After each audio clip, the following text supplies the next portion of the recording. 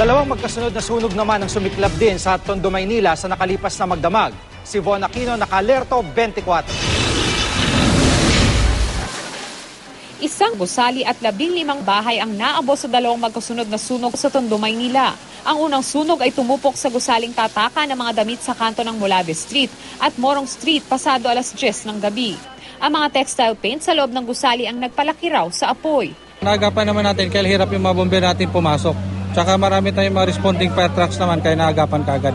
Tinatayang aabot sa 300,000 piso ang halaga ng pinsala sa sunog na umabot sa third alarm bago na deklarang under control.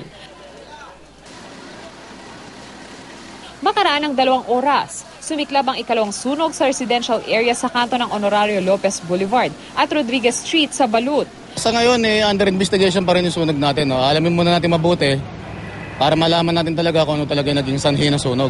Ayon sa isang nakatira sa nasunog na apartment, patulog na raw sila nang makarinig ng sigawan. Narinig namin may sumigaw na may sunog. Tapos lumabas kami.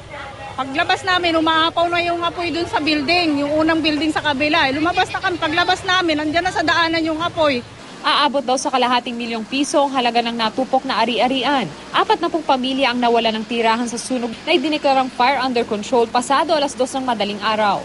Wala namang nasaktan o nasawi. Ingat lang po sa ating mga kagamitan, lalo ngayon mainit. Unplug natin lahat yung mga electrical equipment natin kung di natin ginagamit.